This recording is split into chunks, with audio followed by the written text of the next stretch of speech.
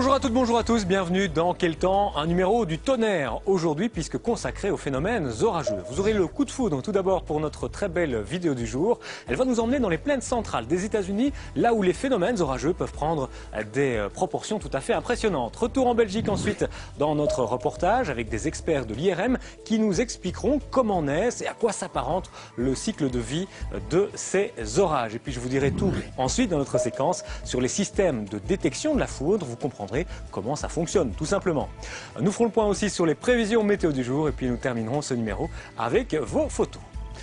Les grands espaces du centre des États-Unis sont des lieux parfaits pour saisir en photo et en vidéo les phénomènes météo les plus impressionnants, comme les orages. C'est surtout le cas dans la Tornado Alley, cette région centrale des États-Unis qui couvre plusieurs États où se produisent fréquemment des tornades. Cette abondance de tornades est rendue possible par la rencontre des masses d'air continentales froides venant des prairies canadiennes et de l'air chaud et humide venant du golfe du Mexique. Cette rencontre des différentes masses d'air crée des conditions très instables avec de l'air frais et sec soulevant l'air chaud.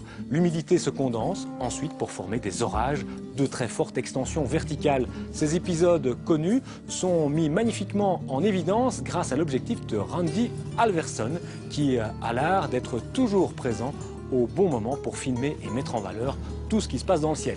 En mettant bout à bout tous ces instants filmés avec beaucoup de patience, la beauté des éléments naturels réunis est simplement parfaite.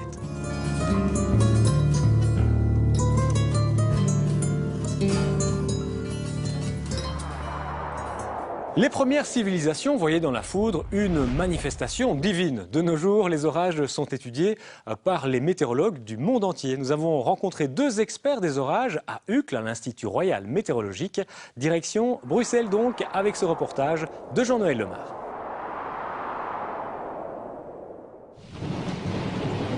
Pendant que vous regardez notre émission, entre 1500 et 2000 orages grondent actuellement à la surface de la Terre.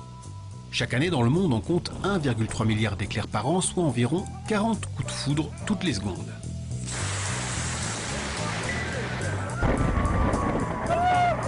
Toutes les régions du monde ne sont pas impactées de la même manière par ces phénomènes météorologiques violents. Pour comprendre ce que sont les cellules orageuses et leur genèse, nous nous sommes rendus à l'Institut Royal Météorologique de Bruxelles. À la surface de la Terre, c'est essentiellement dans la région équatoriale qu'on observe le plus de coups de foudre. Entre les tropiques donc, et notamment le pays où on observe le plus de coups de foudre, c'est le Congo, avec un maximum dans certaines régions de 80 coups de foudre par kilomètre carré et par an.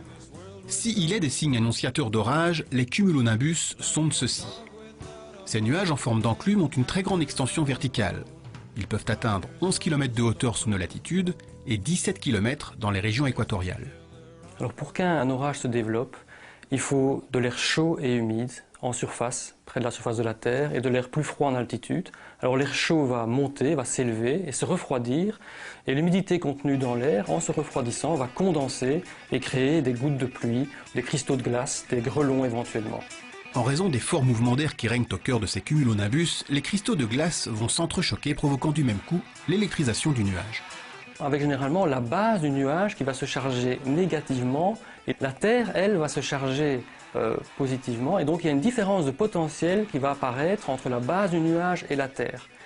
Et si cette différence de potentiel dépasse un certain seuil, il y a une sorte de court-circuit qui va être créé et des charges électriques vont être transférées du nuage vers la Terre. C'est le coup de foudre qui va également générer le tonnerre par la dilatation du canal entre l'orage et la Terre. Le diamètre du canal par lequel passe la foudre n'est que de 3 cm. Au moment où l'énergie électrique le traverse, la température avoisine les 30 000 degrés Celsius, soit 5 fois la température du Soleil. Il y a quand même deux types de foudre. Il y a des types qui touchent la Terre, donc les coups de foudre. Il y a des types qui ne touchent pas la Terre, donc les intranuages ou les éclairs entre du nuage ou entre le nuage et l'air. Et donc, quand on observe l'activité électrique totale, on voit que seulement 30% des éclairs touchent la Terre. Et donc la majorité des éclairs ne touchent pas la Terre. La Belgique, pour observer l'activité orageuse, s'est dotée d'un système de surveillance et d'observation dernier cri, baptisé BELS. Le système BELS, c'est un acronyme pour la Belgian Lightning Location System. Et donc c'est un réseau de capteurs. Il y a quelques capteurs qu'ils ont positionnés, installés en Belgique. Et donc, ces capteurs, ils observent les rayonnements électromagnétiques des éclairs. Lorsqu'un éclair tombe, il génère une onde électromagnétique qui se propage à la vitesse de la lumière, et ce dans toutes les directions.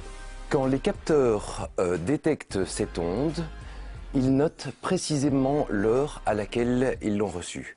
Toutes ces informations temporelles sont rapatriées donc vers l'IRM, et nos ordinateurs peuvent dès lors calculer les distances entre le point d'impact de foudre et le capteur, sans en connaître réellement la direction.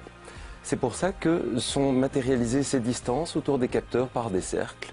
Et l'intersection de tous ces cercles nous donnera la géolocalisation de l'éclair. C'est important d'observer et d'étudier les orages, tout d'abord pour le monitoring des orages, parce que les orages sont associés à des phénomènes comme les rafales de vent, la grêle, des pluies très intenses. C'est très important de pouvoir les suivre à la trace en temps réel et de voir leur évolution. Et puis c'est aussi important pour des raisons d'études climatiques. C'est important de savoir quel est le nombre de jours d'orage en Belgique. Est-ce que ce nombre a tendance à augmenter? Quelle est la quantité de coups de foudre qu'on observe? Et à nouveau, est-ce que cette quantité a tendance à évoluer ou pas? Ce sont toutes des données très importantes pour les études climatiques. Les nuages vont-ils dégénérer en orage cet après-midi? C'est ce que nous allons voir avec notre bulletin météo.